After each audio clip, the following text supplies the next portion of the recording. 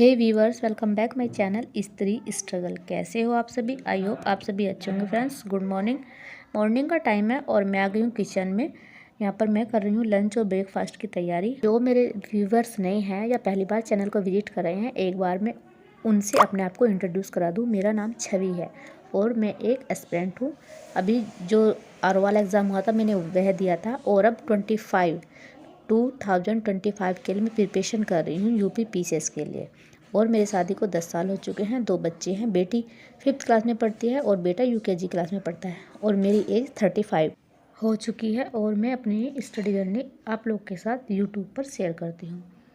तो आज मैं बना रही हूँ लंच में कढ़ी, और कढ़ी के लिए मैं बना रही हूँ पकौड़ी, क्योंकि पकौड़े डालकर कढ़ी बनाना मुझे बहुत अच्छा लगता है और खाने में भी अच्छा लगता है। हम सबकी बहुत ज़्यादा फेवरेट है।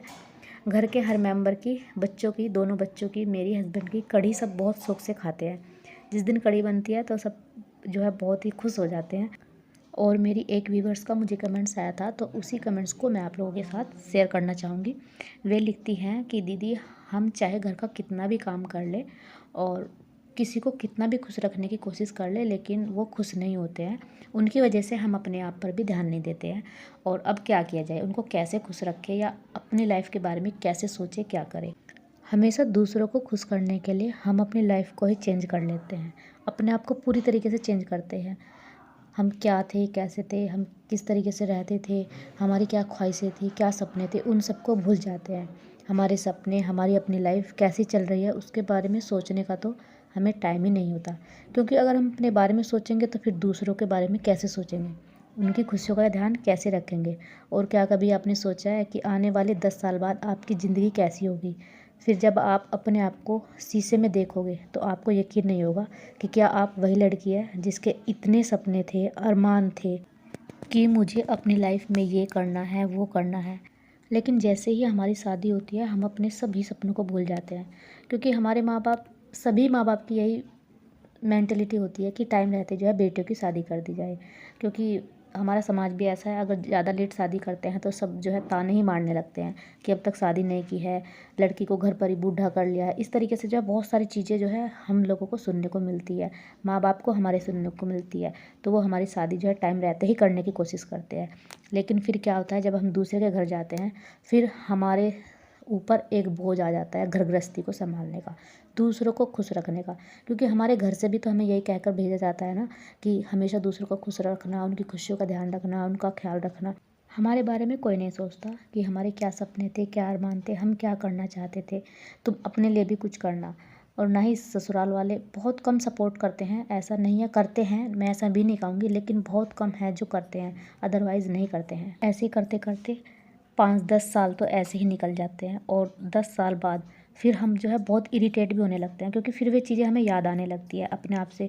हम जब देखते हैं अपने बारे में कि हम क्या थे और क्या से क्या हो गए हैं, तो हमें बहुत ज़्यादा गुस्सा भी आता है, चिड़चिड़ापन इस तरीके से जो है। क्योंकि हम दूसरों को देख लेते हैं सक्सेस होते हुए, तो हमें भी लगता है कि काश हम भी ये कर लेते। और ये सब जो मैं आपको बता रही हूँ ना, इस दौर से मैं गुजर चुकी हूँ, इसलिए मैं आपको बता रही हूँ। और अब 10 साल बाद मैं भी अपने सपनों के पीछे भाग रही हूँ। मुझे नहीं पता ये सपने पूरे होंगे या नहीं होंगे, क्योंकि अब मैं भी अपने आप से जो है गुस्सा होने लगी। मैं भी ये सोचती हूँ कि मुझे क्या करना था और मैंने क्या करा, कुछ भी नहीं किया लाइफ में। तो इसलिए मैंने भी जो है जैसा मुझे अच्छा लगा, मैंने शादी के 10 साल बाद जो है अपनी स्टडी को जो है शुरू किया है। क्योंकि मुझे स्टडी करने का पहले से ही मन था, लेकिन मैं नहीं कर पाई।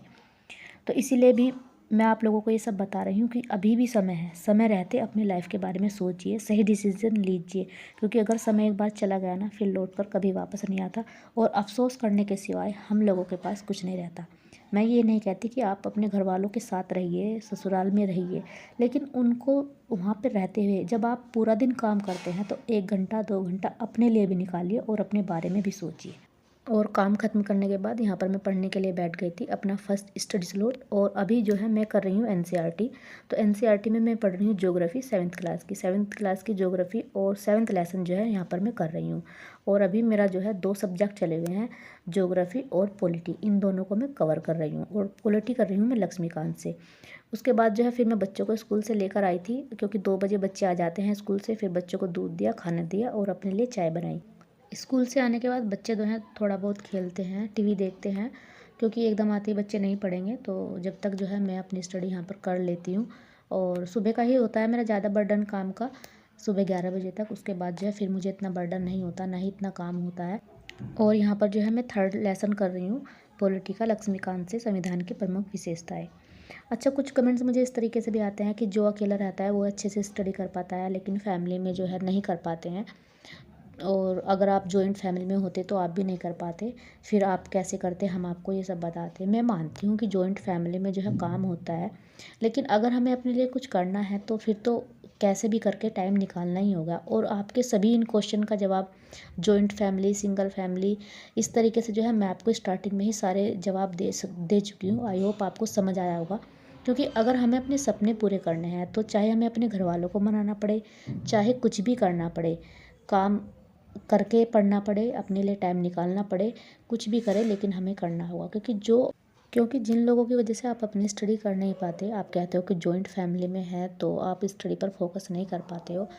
जब आपकी शादी को 10-12 साल हो चुके होंगे तब जो है वे आपके साथ नहीं होंगे। आपको अगर किसी चीज़ की भी ज़रूरत होगी, फाइनेंशियल कोई प्रॉब्लम होगी या कोई किसी भी मोड पर आपको ज़रूरत होगी, तो शायद वो आपके साथ नहीं होंगे। इससे अच्छा तो यही है कि आप जो है बेशर्म हो जाइए और मतलबी बन जाइए कि हाँ, मुझे अपना मतलब है, मुझे पढ़ना है तो पढ़ना है, मैं आपकी बातों पर ध्यान नहीं देती हूँ। आप अपना काम करिए, टाइम से खाना बनाइए, खाना बनाकर रख दीजिए। ये नहीं कि आप ही जो है सब करोगे, आप ही खाना दोगे और आप ही पूरा दिन आगे पीछे घूमते रहोगे। अगर इस तरीके से करोगे तो फिर तो कभी भी टाइम मिलने वाला है नहीं।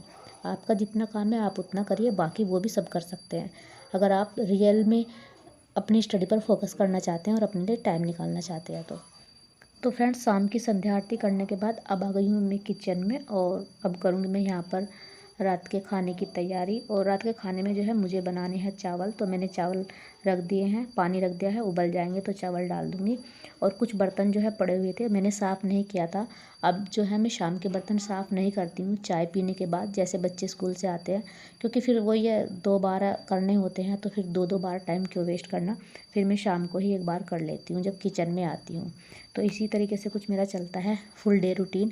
स्टडी के साथ बच्चों को भी संभालती हूँ, घर को भी संभालती हूँ। जितना मेरे से हो सकता है उतना मैं करने की कोशिश करती हूँ, अपना 100% देने की कोशिश करती हूँ, बाकी जो होगा देखा जाएगा। तो बस आज के वीडियो व्लॉग को यहीं पर एंड भी करूँगी। अगर आपको वीडियो थोड़ा भी पसंद आया हो तो प्लीज़ चैनल को सब्सक्राइब करना, वीडियो को लाइक करना। आपसे फिर मिलूँगी नेक्स्ट वीडियो में, तब तक के लिए bye bye and take care. और अपनी स्टडी को कंटिन्यू करते रहिए।